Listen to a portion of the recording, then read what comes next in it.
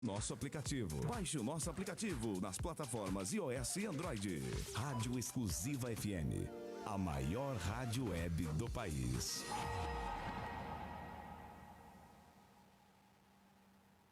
Bem-vindos ao programa Logos na Rádio Exclusiva FM, a rádio que mais cresce no Brasil. Eu sou Wagner Pedro e é uma alegria estar com vocês nesse espaço dedicado ao compartilhamento de informações, de conhecimento e de fé. Eu gostaria de expressar minha gratidão, como de costume, ao patrocínio, Igreja Assembleia de Deus, Ministério Resgate, liderança do meu amigo pastor Emerson Taira e pastora Cláudia. E convidamos vocês a realizar uma visitinha de resgate, Avenida Conceição 3756, Vila Maria Alta. Cultos às quintas-feiras às 20 horas e domingo, culto com a família às 18h30.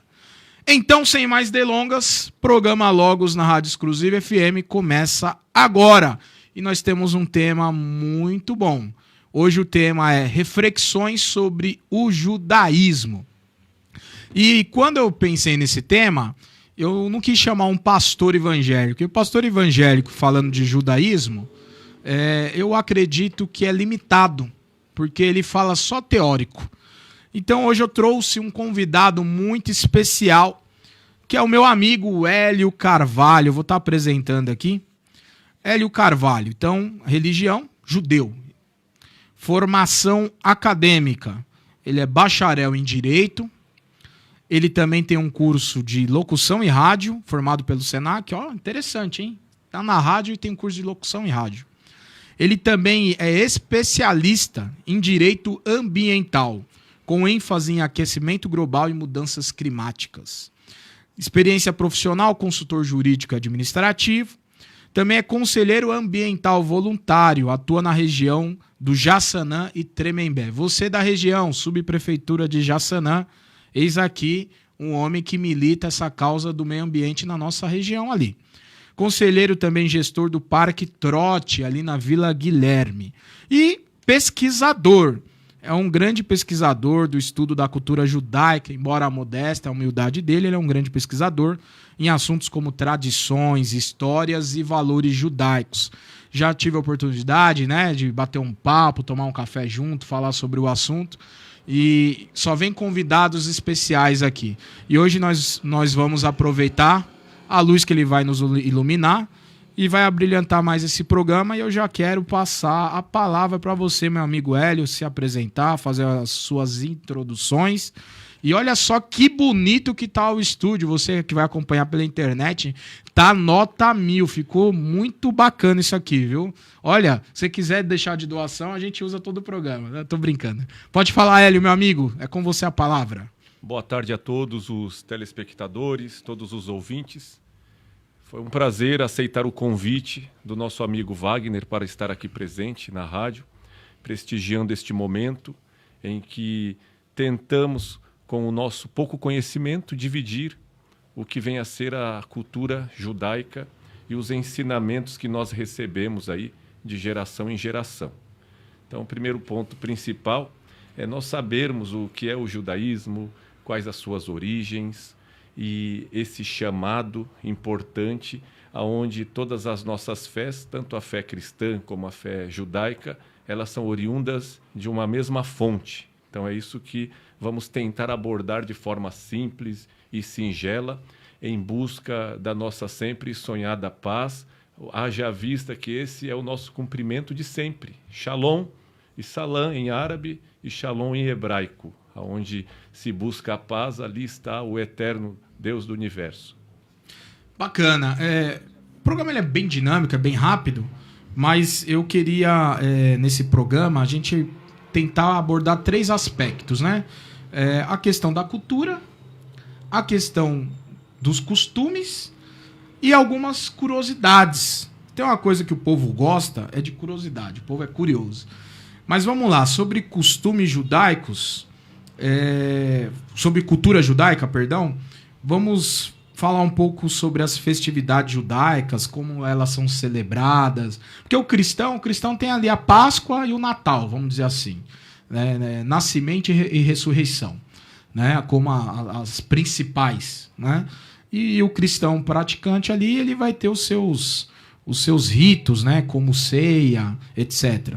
Como é que funciona isso na comunidade judaica? O que é de suma importância? Que é festividade, vamos dizer assim, calendário obrigatório, que você poderia falar para nós aqui, para nosso conhecimento?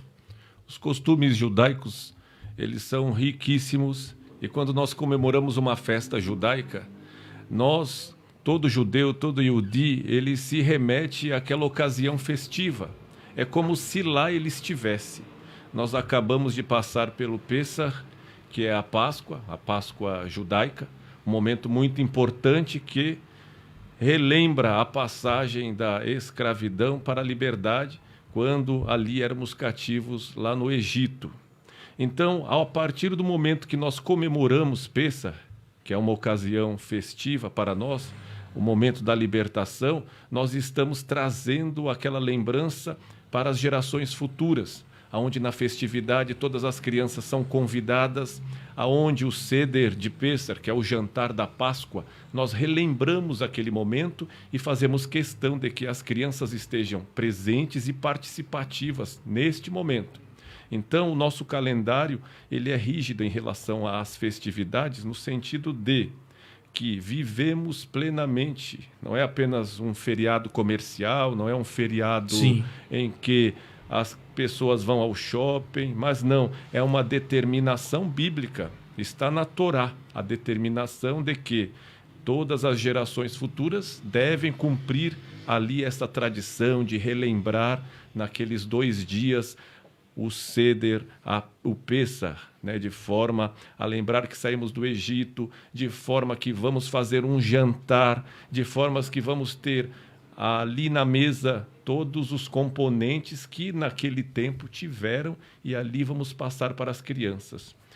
Depois de Pessach, nós também temos outras festividades. Pessach é uma das festas de peregrinação que nós temos no calendário judaico. Então, nós temos Pessach. O pessoal ele vai para Israel, é exatamente. Isso? Lá quem quem está em Israel se direcionava ao templo, não é? Beit HaMikdash, para lá fazer ali a sua peregrinação. Iam todas as famílias para Jerusalém. Então, eles... O Pessach é o que o pessoal o brasileiro chama de Páscoa, né? Páscoa. E tem os elementos da mesa. A mesa ela é decorada e... Eu vi na internet, e eu tenho que confirmar, você que é praticante, que tem a questão de 4 cálices na mesa. Sim, exato. Qual é a simbologia disso daí? A simbologia dos 4 cálices ali de vinho, né, de vinho, significaria ali 4 filhos. Não é? Então, nós teríamos ali a presença, cada filho tem sua especificação. Um filho é mais estudioso, o outro é mais atento, um outro não quer saber de nada, e por aí aquele que está perdido. Não é? Então, na sequência do Seder, nós vamos lembrando destas pessoas que são importantes na cultura judaica, e isso começa na família. Então, não é algo de fora para dentro, mas é de dentro para fora. Então, essa comemoração ela é muito importante. Então, nós temos essa simbologia, né, importante. E, além disso, depois, nós temos um último que nós vamos espiar e esperar a presença, a volta de Mashiach, aonde vem ali o profeta Elias, Elial comparece em todo o Seder de Pessach para trazer ali a alegria e a esperança vindoura de Mashiach. Aí, no caso, esse último cálice, então, ele fica cheio. Não ele é tomado porque ele é o simbolismo do Mashiach que virá, digamos assim. Exato, o profeta Elias, exato. Mas são várias as simbologias. Pode variar. São muitos os detalhes. Né? São muitos os detalhes de Pessach. É uma festa que dura. E então é importante que quem tiver alguma dúvida pode também nos procurar, que a gente vai tentar esclarecer. Que outra festa detalhes. Tão importante como essa, que você poderia citar outra? Eu não diria uma festa, mas um período onde o calendário judaico tem aí a presença da mais forte, que seria o Yom Kippur. O Yom Kippur que é o da purificação, né? É o dia do perdão. O dia do perdão no judaísmo, ele é importante porque esse é um dia de expiação. Na sequência do Ano Novo Judaico, Rosh Hashanah, nós temos, depois ali de praticamente uma semana, nós temos a comemoração, a lembrança do Yom Kippur, que seria selar o nosso destino para o ano seguinte. Seria como nós perdoarmos os nossos semelhantes.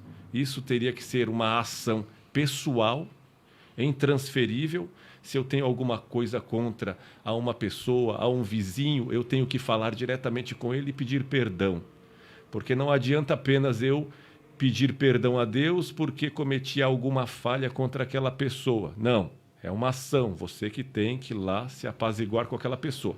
Agora já as infrações, não é? Contra a fé, que seria alguma coisa, deixei de rezar, deixei de me apegar ao Eterno ou fazer alguma coisa, aí sim você vai fazer aí sua reza e seu pedido de perdão a ele próprio. Mas quando é alguma coisa em relação ao seu irmão, não adianta escapar. Você tem que se redimir, pedir desculpas, ter a humildade de ter esse reconhecimento.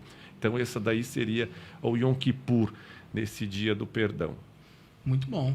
Avançando aqui nosso bate-papo, a gente conversou uma ocasião sobre a influência da comunidade judaica no Nordeste brasileiro. Aí você até comentou o documentário, né? O que você poderia citar hoje que é um costume, vamos dizer assim, tipicamente brasileiro, mas que é uma herança judaica? Só para curiosidade aqui do nosso público. São vários, né? Nós temos um documentário que eu recomendo que todos possam, né? Todos os cristãos que tenham interesse aí pela cultura judaica e tenham esta curiosidade, busque a Estrela Oculta do Sertão, de uma querida professora Anita Novitzky. Ela fez esse acompanhamento e nisso nós vamos observar que as culturas brasileiras e a cultura judaica, elas são praticamente uníssonas em determinados temas. Como, por exemplo, nós temos um costume muito antigo das crianças não apontarem para a estrela, a primeira estrela que aparece no céu, porque vai aparecer uma verruga. Isso nós sabemos, né? Antigamente aqui, na época do Império ou antes, nós tivemos perseguições, a comunidade judaica já percebia isso, e nós tivemos a Inquisição, não é? Os judeus que cá estão, a maioria com sobrenomes, muitas vezes de árvores, de frutos, de baratas, de insetos ou algo assim, eles tiveram essa sua origem. E as curiosidades já surgem por aí. Então, as famílias, com medo de que algum vizinho denunciasse para a Igreja Católica, na época que perseguia a Inquisição, ela então fazia o seguinte: é costume judaico que quase praticamente 30 minutos antes, na sexta-feira, nós temos aí o Shabat, que nós sabemos que depois eu vou citar a você, que é a data mais solene que nós temos, que é semanal. E veja só, então era costume que as crianças já se preparassem, se arrumassem a partir do momento que na sexta-feira que aparecesse a primeira estrela no céu. Então como que eles faziam isso? Ficavam olhando para o céu e apontando com seus amiguinhos. Certo. Se alguém percebesse isso, já iria falar que ali naquela casa era algum judeu. Nós usamos o termo marrano. Marrano, que era o judeu disfarçado, ele estava ali escondido, justamente porque se era perseguido, ninguém poderia saber que ali tinha um judeu. Então aquela criancinha apontava para a primeira estrela do céu e o pai, preocupado, ou a mãe, começaram a falar para ela: não aponte para essa estrela porque vai nascer ali uma verruga no seu dedo.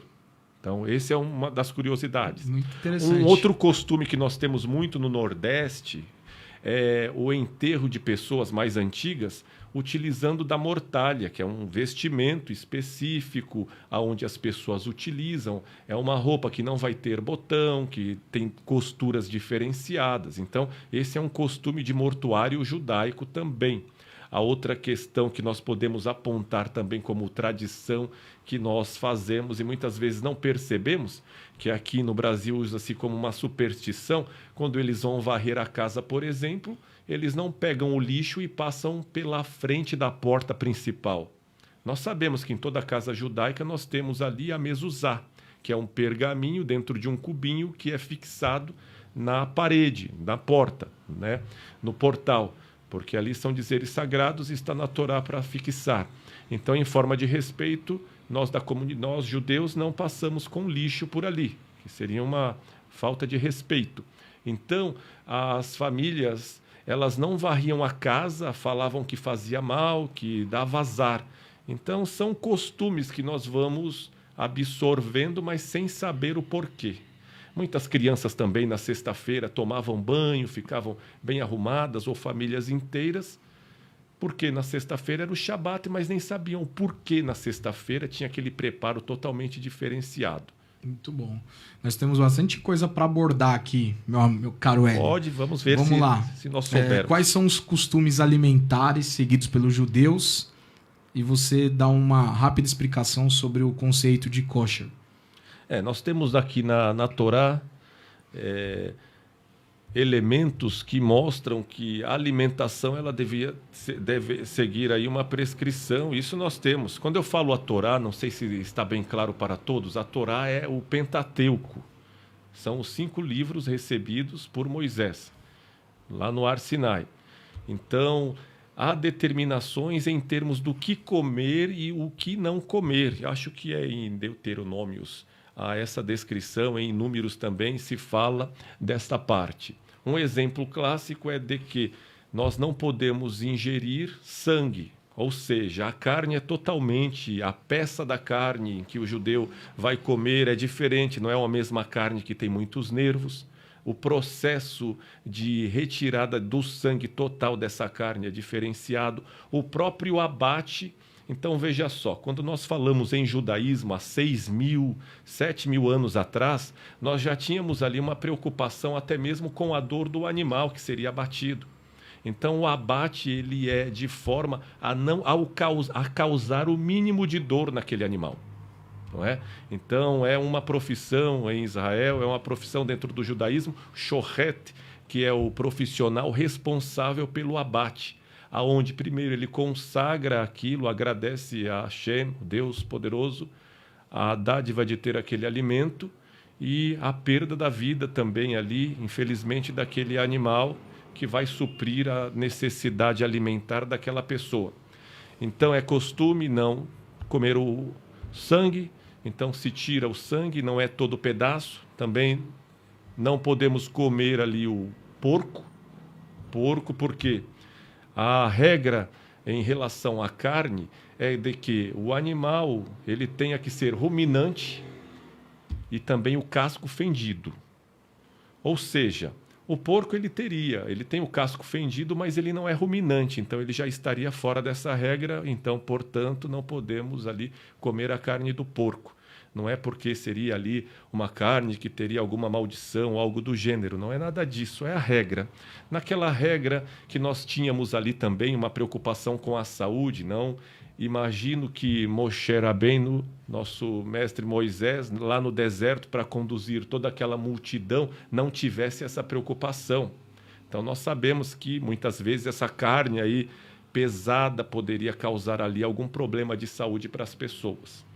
E quando eu digo na questão ambiental e de preservação da vida e dos animais, nós temos aí nesse mandamento, nesta regrinha de kashrut, que é a regra kasher, de alimentos, uma preocupação ali dos nossos sábios em relação a evitar o sofrimento do animal. Né? Então, esse seria um tem um lugar específico onde se consome, onde o judeu busca comprar essa alimentação? É qualquer mercado e ele só seleciona o produto que ele vai usufruir ou não? Como é que funciona isso? O abate ele tem que ser, como eu disse, por um profissional habilitado. Então, dentro da comunidade, nós temos aqui nossos estabelecimentos onde você tem os lugares corretos que vocês frequentam, então.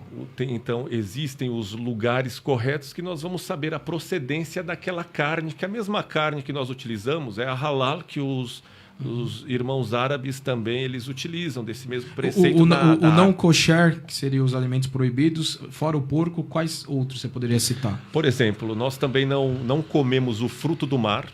Então, para ser consumido o fruto do mar, tem que ter escama e barbatana. Então, vamos esquecer lula, vamos esquecer camarão, lagosta, isso tudo não está dentro do cardápio aí kasher que poderíamos ingerir. Então, tem uma regra. Essa regra, pessoal, não é uma regra judaica que foi determinada por alguém, é uma regra que foi determinada pelo próprio Eterno, ela está na Torá. Não é? Então, ela está lá bem descrita na Torá, então tem todas estas especificações do que pode e o que não pode. Muito bom. Hélio, vamos seguindo aqui, que o tempo é curto. Vamos lá, fale um pouco então sobre o Shabat, qual horário começa, qual horário termina, como é que funciona o preparo, o que pode e o que não pode fazer.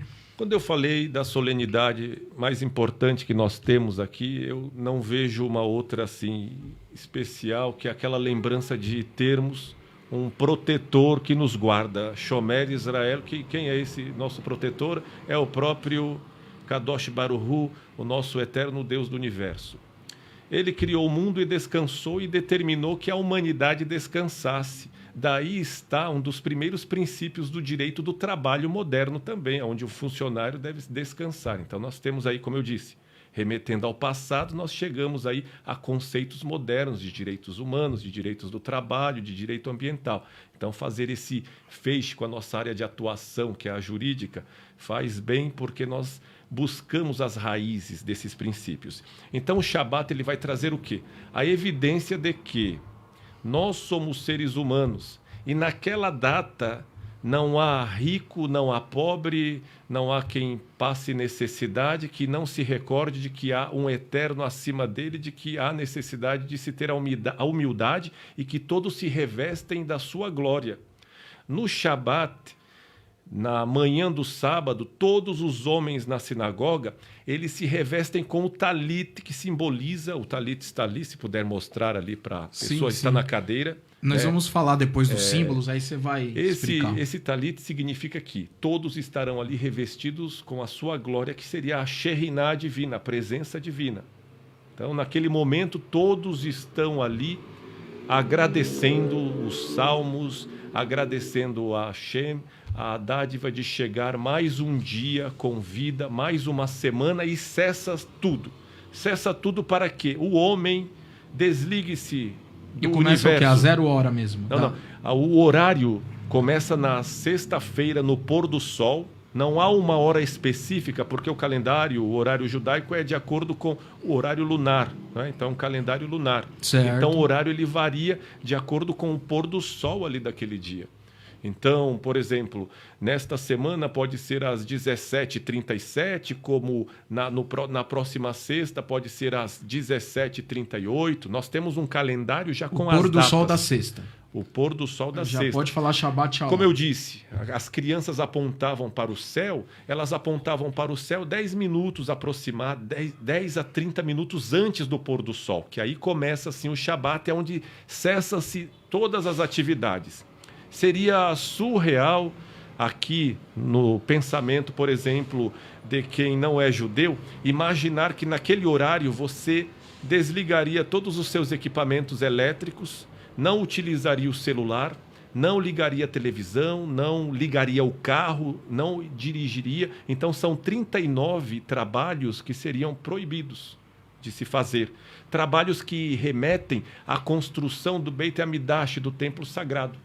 Então são 39 funções ali que seriam desabilitadas naquele momento. Então tem uma lista do que não pode. Exatamente, há uma lista dos trabalhos, do que eu posso transportar, do perímetro. Então é uma questão muito rígida que para ser Shomer Shabbat, aquele guardião, o que segue o sábado, um Yehudi, um judeu, um tzadik, um justo que consiga seguir, ele tem muitos benefícios e muitos predicados junto ao Eterno. Um exemplo, o comerciante pode? Não há comércio no sábado, não se fala de trabalho, não se fala de dinheiro, é proibido terminantemente. Tá. Terminantemente. Hélio, me fala um pouco sobre a diferença de Bar Mitzvah e Bat Mitzvah.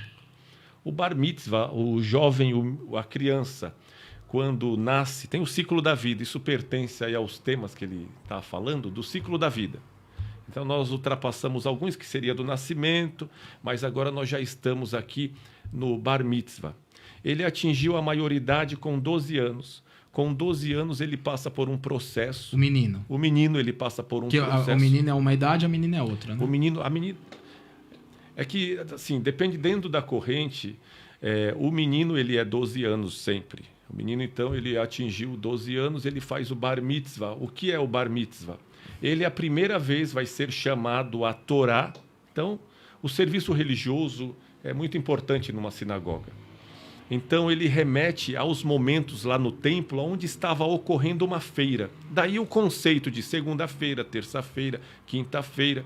Então, imagine que no meio do templo, numa quinta-feira, muito movimentada, nos remetemos aí a Jerusalém, onde tem essa bandeira bonita lá em cima, que é a bandeira de Jerusalém. Então, imagine que o menino, ele atingiu esta maioridade. Então, o pai, ele se preparou para ler um fragmento da Torá. Em hebraico, ele vai ser chamado, vai participar daquele ritual. Num dia antes, na sinagoga, na quinta, ele vai colocar o tefilim na manhã. Na quinta-feira tem a leitura. O tefilim, que é os filactérios que ele vai colocar na cabeça, para se conectar mais a Deus. E na sexta-feira, no sábado, ele vai ser chamado finalmente e vai ler ali um trecho da Torá, onde ele vai fazer ali um comentário em hebraico e ele vai participar ali da sua vida adulta dentro da comunidade judaica. Então, ele atingiria a maioridade. Então, é uma festa muito bonita. Ele vai recitar algum trecho da Torá, não tem um específico. Ele vai recitar a porção da semana. Toda semana, nós lemos uma paraxá, que é um trecho da Torá. Esse trecho da Torá, ele já é demarcado em todas as sinagogas do planeta inteiro. Então, aquele trecho ele vai ser lido por ele. Então, ele vai ler um trecho, não é? Um trecho daquela paraxá, não a paraxá inteira. Porque na paraxá, na leitura da Torá, nós temos 7 chamadas. Nós temos, no sábado, 7 pessoas são chamadas, digamos assim, a Bimá, ao altar. Então, ali ela vai ler. Imaginemos que seria uma mesa de cirurgia, onde a Torá estivesse ali e cada ser humano estivesse participando ali de uma construção e da sua construção coletiva. Então, ela estaria lá. A Torá, pessoal, ela não é um livro desta forma que nós estamos vendo aqui. Aqui nós temos uma Torá em forma de livro. Mas a Torá original e a Torá que nós utilizamos na sinagoga, ela é um rolo. É um rolo feito em Israel de couro kasher, não é? É feita manualmente por uma pessoa, não é um escriba, mas ele é um chofer, ele vai escrever trecho por trecho, letra por letra do hebraico. Então imagine o trabalho que se dá a fazer isso. E outra, todos os reis de Israel eram para ter o mérito de assumirem o reinado, eles tinham que escrever ali uma Torá. Então, imagine só, não é? Então, é muito mérito. Tinha que se escrever um rolo inteiro da Torá. Então, é uma coisa muito relevante, é muito importante. E, nesse caso, a criança, né, já jovem ali, ele vai ler em hebraico um trecho. É um misto de muita emoção, as famílias se comparando reúnem. uma festa de debutante, comparando com o brasileiro. Não teria comparação assim, na analogia, porque é uma coisa que vai ficar na memória dele para sempre por se tratar de uma coisa ligada à fé, à religião. É o reconhecimento da maioridade. Da maioridade dentro da comunidade, exatamente. E o Bat Mitzvah? O Bat Mitzvah, as correntes modernas do judaísmo, elas aplicaram esse momento também para as mulheres. Né? Então, para as mulheres. Dentro do judaísmo, entendo. nós temos que saber que as mulheres, elas são bem respeitadas. O judaísmo, ele respeita as mulheres na sua integridade. Então, das religiões do Oriente Médio, onde as mulheres vão para a universidade, participam, Israel está na dianteira desse progresso democrático. No entanto, sabemos que é a única democracia no Oriente Médio. Então, as mulheres vão para a universidade. Nós tivemos, em 1948, uma ministra, a primeira ministra de Israel era uma mulher, a Golda Meir, com muito mérito. Então, nós temos aí uma participação muito coletiva, né, nesse sentido. Olha, vamos falar um pouco então sobre os símbolos judaicos mais reconhecidos. Você trouxe algumas coisas aqui. E nos apresente então alguns símbolos. Pode começar pela menorá. A menorá. A menorá é um símbolo muito importante, até peço sua colaboração da sua religião, o que você tem também de conhecimento em relação à menorá. Você. Pode pegar.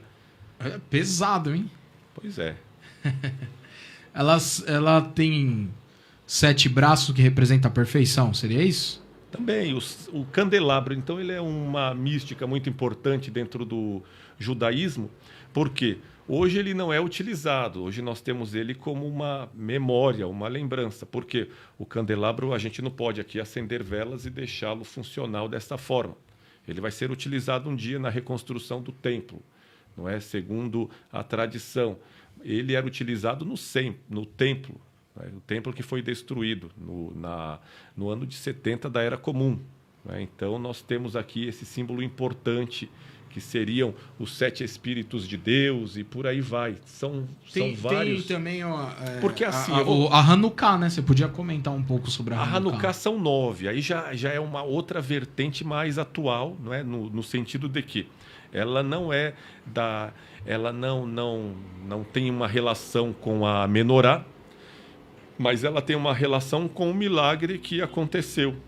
Então seria um candelabro de 9? De 9. Ah, interessante. De 8 e teria mais um que seria o Shamash, que iria o guia. Não seria acender. Esse, então.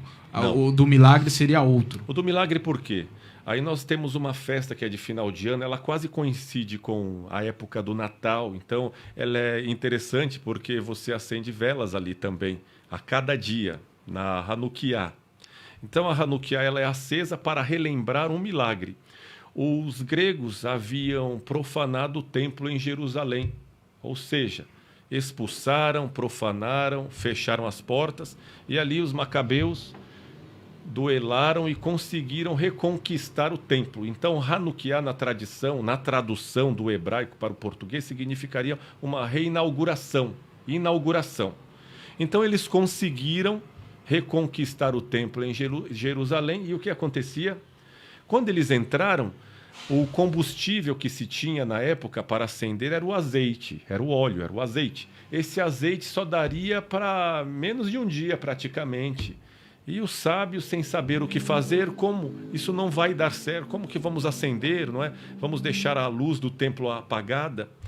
Eu sei que de forma milagrosa, o pouco azeite que tinha lá deu para 9 dias. Então, esse daí é um dos milagres que nós temos e até hoje nós lembramos. Quando eu disse lá no começo que cada festa judaica é relembrada a lembrança, de modo que nós estamos vivenciando aquele momento. Nós passamos pela Páscoa. É como se nós tivéssemos ali atravessado o mar em busca da liberdade para depois chegar em Canaã, em Israel. Então é dessa forma essa simbologia. O Hélio, e já que a gente está falando dos símbolos, aí aqui você trouxe a bandeira, né, de Israel. Essa bandeira ela foi idealizada pelo movimento sionista, não é? A bandeira, o símbolo, muitas vezes, da estrela, ele vai remontar ao quê? Nós temos a estrela, muitas vezes, do escudo de Abraão. Sim. É até bom mencionar que o pessoal confunde o hexagrama com o pentagrama, né? Que tem nada a ver uma coisa com outra. Não tem uma relação. O pessoal vê filme Hollywood e confunde, mas é o número de pontas, né? Sim. É um hexagrama, né? Pois é.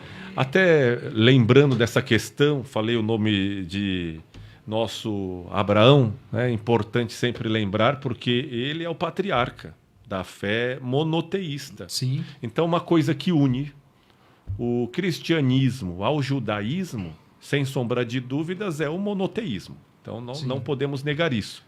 E a Bíblia protestante ela é judaico-cristã, né?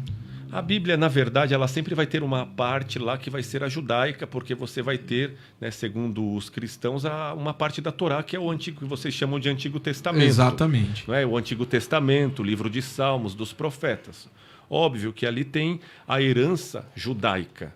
Mas a partir do momento em que, em um determinado momento, houve o Novo Testamento, então diferenciou do judaísmo. E graças a Deus, porque assim nós temos duas religiões que são origens da mesma fé, Sim. que é a mesma fé cristã. Aliás, que é a mesma fé vinda de Abraão. Mas essa bandeira, ela vem já bem depois, é uma século passado, digamos assim, já é a idealização do movimento sionista, não é isso? A bandeira, sim, a bandeira ela já tinha aí essa simbologia e ela foi criada lá no apogeu da criação do Estado aí de Israel. O hexagrama remete à ideia do escudo de Davi. Assim, existem várias interpretações, mas esta seria, sim, uma das. E as cores? O azul, o céu. O céu e remeteria ao próprio talite. Veja só, o talite, a cor do talite também, os fios azuis ali, o talite ele tem isso. O talite é usado para a prática da oração. O talite, exato, ele é utilizado, como eu disse. Quando você está, quando você vai utilizar o talite de manhã nas suas rezas, você vai utilizá-lo, você vai usá-lo no sábado de manhã e à noite você não utiliza. Você vai utilizá-lo à noite só uma vez, que vai ser no Yom Kippur, no término, o Rosh Hashanah, entendeu? Na cadeira ali, será que a gente conseguiria abrir? Eu acho que pode. Você Vou vai pegar. ver que é o manto. Ele não tem. Vamos abrir.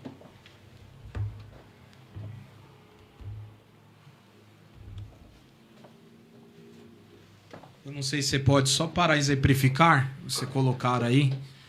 Eu sei que tem todo um respeito muito grande, né? Mas só para exemplificar, né? Supondo-se... Então, ele é um manto. Aqui, antes de você colocar, você tem uma brahá, que é uma bênção. aí então, tem que falar o mais próximo aqui. Então, você tem um manto aqui, você tem uma brahá. Brahá é bênção que você faz, né? Então, no judaísmo, antes de você comer, você vai fazer uma bênção. Depois que você come, faz uma bênção. Se você sente um trovão, você vai fazer uma bênção, porque tudo é dádiva dele, do Eterno. Então, o homem tem que lembrar. Até o próprio uso do kippá é para simbolizar o quê? A humildade de que há uma força superior acima da sua cabeça, que é Deus.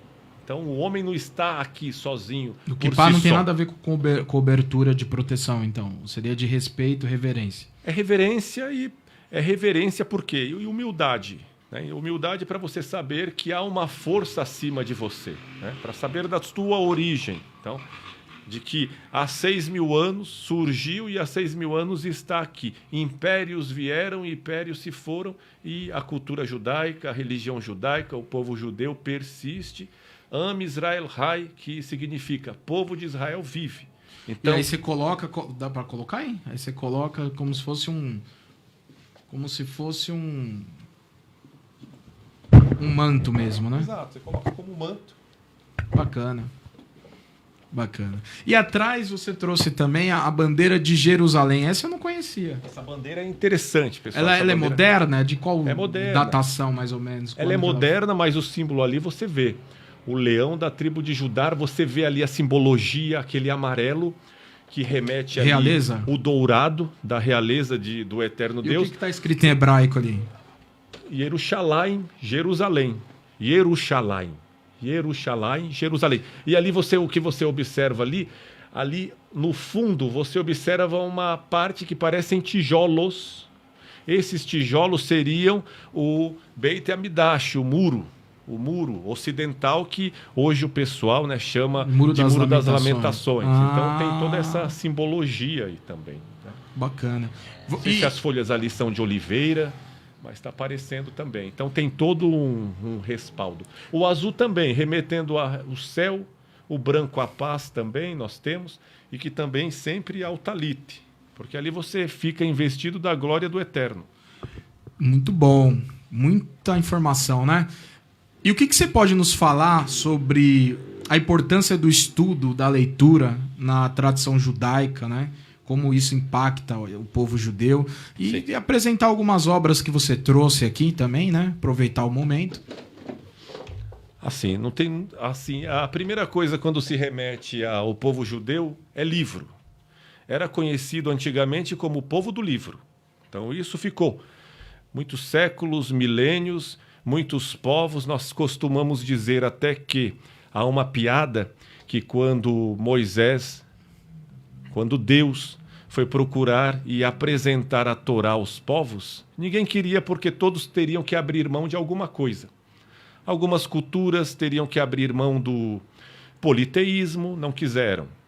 Algumas outras teriam que abrir mão da kashrut, outras não quiseram, porque queriam comer tudo o que pudessem. Outras não queriam se adaptar aí aos 613, não são 10 apenas mandamentos. Na Torá, se você for configurar tudo, e nós temos 613 mitzvot, que são 613 mandamentos. Então, quando chegou ao povo judeu e apresentou a Torá, perguntou o judeu, quanto custa? Isso é uma piada. Aí Deus falou, não, é de graça, então me dá 2. Nestas 2 nós recebemos a Torá escrita, que é o Pentateuco, e além disso a tradição oral, que é o Talmud. O Talmud é a tradição oral. Por séculos ficou sem ser escrito, porque havia uma proibição de se escrever. E tem a Mishnah também? Também, está dentro desse compêndio da tradição oral. A Mishnah seria já o comentário rabínico. Comentário. Então nós temos... O senhor está sabendo, o senhor está muito esperto. Estou muito esperto, né? Então, o que acontece é que nós temos aqui a tradição, não é, que ela foi oral, passando de geração em geração, ledor vedor, geração em geração. Então, o que acontece? Um exemplo... Detalhe mínimo, mas que era especificado, porque tudo tinha uma forma. O próprio acender da vela do Shabat, porque eu falei para você, há 30 minutos que aparece a estrela, já começa na sexta-feira, antes a criança já vão acender as velas de Shabat, que são 2 velas ali. O que acontece? Como que vou acender essa vela? É com vela? Que material que tem que ser? Quem discutia isso? Eram os sábios, era a população que discutia isso daí. E onde tem o registro disso? Na Torá não tem, só fala que é para acender e pronto. Tem que acender e pronto. Então, estará onde? No compêndio de mais de 600 volumes do Talmud, que é a tradição oral. São quantos volumes? Mais de 600 volumes. É muito grande, é muito grande. Tem o Talmud da Babilônia e tem o de Israel. Então, são 2. Então é muito. Aqui é um tratado que vai tratar de um assunto. Então, vamos aproveitar o gancho, vamos apresentar o que você trouxe. Então o Talmud, pessoal, ele vai ser discussão. Então é sempre através de uma pergunta. Nós costumamos dizer que no judaísmo a gente responde alguma coisa perguntando, fazendo uma pergunta. Então o sábio estava lá, ele fazia uma pergunta no Talmud e começava aquele debate. Mas por quê? E se... E como? Então, é através da dialética, através do debate. Então, isso é muito importante. Aí tem um ditado que diz que 2 judeus se encontram, tem 3 opiniões. Exatamente. 2 judeus, 3 opiniões diferentes. Por quê? Nós estamos abertos à busca, ao conhecimento, né? Como toda a cultura precisa. Né? Nós não podemos receber... O judaísmo, pessoal, apesar de ter aí 6.000 anos, um dos segredos da sua existência é justamente... essa adaptação e essa forma de você manter viva na cultura, através da curiosidade, da pergunta, da dialética. Não existe ali algo, como digamos assim, fixo, não é? Um dogma. Não há dogma, há várias vertentes, há vários pensamentos. Nós tivemos aqui cientistas, nós temos Einstein, nós temos Hannah Arendt, dos direitos humanos, aqui no Brasil, chanceler Celso Laffer e por aí vai. Então, é um povo que, como você falou, do livro, que está em busca da ciência, em que está em busca do conhecimento, em que está em busca de contribuir com a humanidade. Quando eu falo contribuir com a humanidade, há um princípio que eu admiro muito e talvez seja essa a questão de estar ligado muito à questão ambiental, que seria o Tikkun Olam. O que é Tikkun Olam? Melhorar o mundo.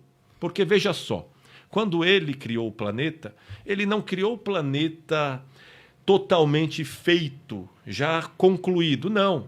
Ele deixou algumas arestas para que a humanidade pudesse contribuir. E como que a humanidade contribui com isso?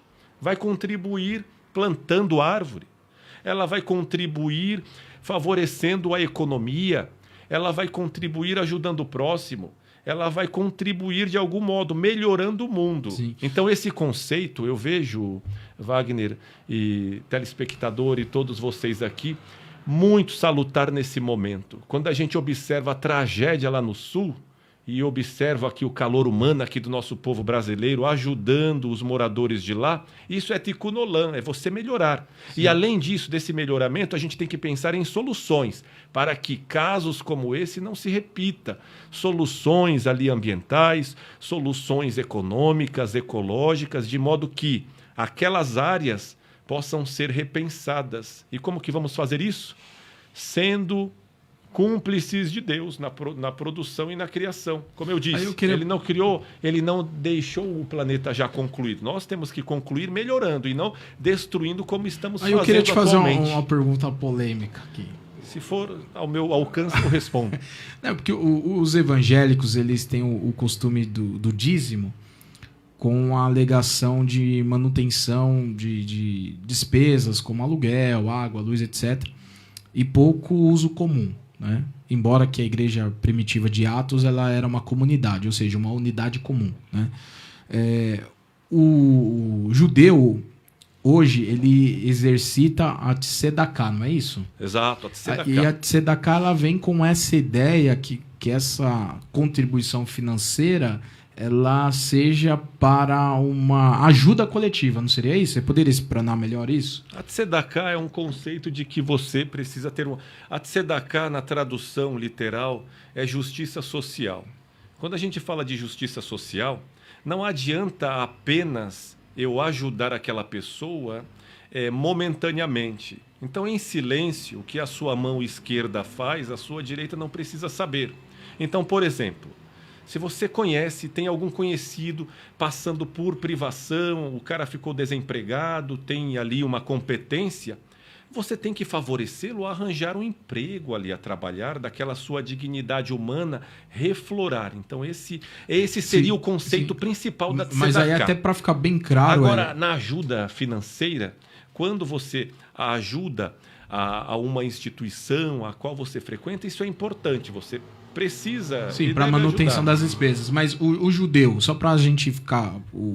Quem está nos acompanhando, ele não dá um dízimo na sinagoga. Hoje ele exerce a tzedakah numa instituição filantrópica, seria isso? São várias as formas. Ele pode ajudar diretamente na própria instituição, ele pode ajudar numa... Mas não é uma exigência da sinagoga, por exemplo, um dízimo. Isso não existe. Não há uma exigência fixa nesse sentido. Não há, né? O dízimo, o que você vai observar até através da Torá, através da Bíblia, não é uma ajuda direta a uma pessoa. O seu dízimo, aquele valor, você pode ter ajudado a uma pessoa que mora na rua, já está sendo computado. Ou seja, existe os teóricos vão ensinar você a exercer a justiça, mas isso não é filtrado pela instituição, vamos dizer assim. Isso daí é iniciativa sua. É iniciativa sua. Certo, é como eu disse, é a sua consciência com o eterno. Entendi. Nós, seres humanos, relacionamento seu com Deus. Exato. Nesse sentido de contribuir para a humanidade. Nós, seres humanos, somos falhos. Infelizmente, somos falhos ainda, como eu disse. Estamos em processo de construção. Não é? Então, se você puder ajudar ali a uma instituição que sabe da sua idoneidade, ajude. Se você pode ajudar aquela viúva, aquela órfã, qualquer pessoa que está até elencado na Torá, essas Sim. pessoas. E essa tzedakah é 10% ou não tem nada a ver? 10% seria um valor que você estipula, mas está na Torá, que é o valor mínimo, mas você pode ajudar com mais. Ah, tá. Só que, então, resumindo, hoje o judeu ele separa esses 10% com essa ideia de ajudar alguém num sentido social. Num sentido social. Certo, perfeito. Como, por exemplo, tem uma tradição também em Israel da colheita dos primeiros frutos. Não, Israel é bíblica também, que aqueles primeiros frutos que você colhe não seriam seus, entendeu? Você deveria destinar ali às viúvas, aos órfãos. Então, você perceba que em todos os atos você tem que sempre se preocupar com o coletivo, com as pessoas. Afinal, você não está só no planeta. Então, hoje, vamos dizer assim, o judeu ele tem isso mais como um ensino do que uma normativa. Seria mais uma orientação. Se faça isso porque é isso que o Eterno espera, digamos assim. É isso que ele espera, exato. E ele faz... mesmo sem ser uma normativa, É comum a comunidade se ajudar, é comum ajudar. Nós tivemos agora há pouco a arrecadação, a comunidade participou, a Fisesp, a Conib, para a tragédia que teve fortemente no Sul, em outras, né? Nós tivemos tragédia lá em Brumadinho também, vieram aí aviões de Israel trazendo soldados com a sua tecnologia, com a sua expertise em resgate. Então, sempre participativos a estas questões sociais e globais, né? Porque, como eu disse, nós não estamos sozinhos no planeta. Precisamos estar engajados nisso. Meu amigo, o horário voa. Vamos apresentar os livros aqui? O que você trouxe aí? Para a gente já caminhar para a reta final. Não, o que eu trouxe aqui, só para o pessoal ver, o livro A Torá. Né? O pessoal veja a Torá. Aqui é um livro. Mas, como eu disse, para ver a Torá, você vai ver um rolo gigante, onde vai abrir ali, parece uma gigante, com as letras, não dessa forma de livro. Né? Certo. E você tem aqui um modelo aqui do Tratado de Talmud e Tratado de Sukkah. É um Talmud aqui. Você vê aqui os debates, dá para se ter uma noção. Veja você aqui. Ah, tá escrito em hebraico aqui, né? Tá em hebraico, mas tem... E lê da direita para a esquerda, né? Exato, igual o japonês. Igual os orientais. Os orientais, exato. Sim, tradução oriental. O hebraico é oriental, né? A Bíblia Mas tem hebraica... a parte traduzida, correto? Sim, o transliterado. Tá. Aqui tem a Bíblia hebraica. A Bíblia hebraica que tem a Torá aqui. Você vai ter o livro dos profetas. Aí vai acrescentar aí os profetas os salmos e os livros poéticos, né? Salmos. Exato. Os sapienciais, né? Sim. E ali, só para você ver também. Muito bom. No diário ali, veja aquele ali para você. A ordem também é diferente, né? Você pega essa Bíblia hebraica, a ordem dela é diferente da Bíblia protestante, né? A organização dos livros. A organização. Assim. Muito bacana. E aí o Sidur, que seria o manual, mais ou menos, é o livro de rezas. O Sidur, então já tem rezas escritas aí. Já existem as rezas escritas. Parecido com o que o catolicismo faz, por exemplo. Aqui são as rezas para você acompanhar desde o momento de acordar até o momento de dormir. Então nós dividimos os momentos da reza em o acordar até o dormir. Então de manhã você já começa antes de lavar a mão, lavar a boca, você já vai agradecer a Deus. E você faz essa reza em português ou em hebraico? Você faz em hebraico, mas você pode fazer em português, na língua em que você possa ter o seu entendimento. Esse daqui é os Salmos. Esse é um salmo. Então, isso aqui é um Tem livro... todos os salmos aí? São 150, né? Sim, são todos os salmos. Então essa é a importância. Tem mais aqui, hein? Esse aqui... Esse é um manual explicando. Isso aqui é um livro que eu indico, quem tiver curiosidade em mostra pro pessoal lá, saber do Talmud. Você pode ver Iniciação ao Talmud de Auro Del Giglio. Depois, se puder escrever. Aí esse teórico ele vai falar o que é o Talmud, que você falou que são mais de 600 volumes, Exato. Né? Aí vai poder explicar, dar uma explanada. E tem esse aqui também. Esse livro aqui do nosso grande escritor e rabino Ariel Kaplan, ele vai trazer aqui Jerusalém, o olho do universo. Você vai, através dessa leitura, entender quão importante Jerusalém, né? Jerusalém é para a nossa cultura, para o nosso povo, não só para o povo judeu, mas para o povo cristão também, que adota a fé monoteísta. E tem aquele outro ali. Esse daqui é um compêndio, Judaísmo para o século XXI, é uma obra do rabino Ariel Carmel, que eu acho interessante para quem queira se atualizar e entender um pouco do judaísmo, pelo menos em vista que é o século XXI. Eu acho que dá para ter uma noção básica nesse sentido, porque eu falo para vocês. Quando eu fui convidado, eu falei, eu não sou erudito, não sou teólogo, sou apenas um judeu. Praticante, né? Praticante, não tenho tanto conhecimento como alguém mas a gente queria a perspectiva de quem pratica mesmo. Quem estudou num rabinato, não é? Mas, como judeu, eu falei, eu vou aceitar para homenagear ao nosso povo, a nossa cultura e homenagear também, ao mesmo tempo, o nosso país, Brasil, que nos acolhe tão bem. E Hélio, a gente está já caminhando para o final, mas já que você tocou nesse assunto, e o que se teria que fazer para se tornar um rabino? Alguém pode ter essa curiosidade. Para se tornar um rabino, ele vai ter que ir para um rabinato, ele vai ter uma formação ali de quanto anos. tempo essa formação? Varia de acordo com a corrente da qual a pessoa vá. Mas a corrente dentro do judaísmo. Tem várias vertentes judaicas. dentro do judaísmo existem várias vertentes, até caso tenham alguma curiosidade, eu me proponho a vir a alguma outra ocasião. É como eu disse para você, são 6.000 anos. Em 1 hora para explanar muitos assuntos a gente não consegue. Mas eu fico agraciado de estar aqui com todos. Mas em média, quanto tempo? Mais de 10 anos. Mais de 10 anos. Mais de 10 anos. E aí tem um local específico, ou é encaminhado pela sinagoga? A gente chama de yeshivá. Yeshivá, casa de estudo, onde ele vai estudar acompanhado, seria mais ou menos como um internato e vai se preparar. Entendi. Aqui ou nos Estados Unidos, na Alemanha, em Israel, que são as mais eruditas e importantes do planeta, onde está concentrada a nossa energia. Muito bom. O Hélio, faça as suas considerações finais. Felizmente, estamos chegando ao final. Como Meus você amigos... disse, 6.000 anos em 1 hora fica difícil. Sim. E deixa seus contatos. De repente, alguém se interessou, vai te contactar nas redes sociais, né, para entender melhor. Primeiramente, eu agradeço a todos que acompanharam aqui nesse momento, né, essa pequena introdução a uma cultura muito vasta, uma cultura que preza pela paz, a união entre os povos, e que prezamos, assim, sinceramente, que haja sempre paz no nosso planeta, principalmente nesse momento de turbulência em que todos nós estamos passando, fazendo jus ao nosso sempre cumprimento Shalom. E meu contato no Instagram é Hélio Shilomo, Hélio com H, S-H-L-O-M-O. E no Facebook a mesma coisa, e quem tiver, eu acho que vai ter algum comentário que possam ter meus dados, meu e-mail, também. Muito obrigado a todos. Tenham uma boa tarde. Agradeço aqui o espaço, a rádio está de parabéns e todos que estão aqui colaborando. Essa equipe técnica. Maravilha. Muito bom. Dá para fazer a continuação desse programa, né? Quem sabe? Vamos marcar uma pauta aí. E aí a gente, dentro desse universo de informações, a gente escolhe um específico e a gente pode discorrer sobre isso. Então chegamos ao fim do nosso programa Logos, na Rádio Exclusiva FM. Agradeço a todos os ouvintes por estarem conosco, compartilhando esse momento especial. Deixa lá seus comentários, sugestões de pauta de programa, tá certo? Quero expressar novamente minha gratidão à Igreja Assembleia de Deus Ministério Resgate, meu amigo pastor Emerson Taira, pelo valioso apoio e patrocínio. Agradeço também ao nosso convidado especial, Hélio, gratidão eterna, muito obrigado. Que seja a primeira de outras, tá certo?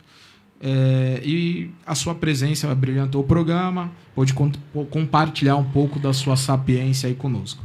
Então até a próxima semana, no mesmo horário, no mesmo lugar. Boa tarde e fiquem todos com Deus, né? Aproveitando, né, que Hashem te abençoe. Amém. Shalom. Está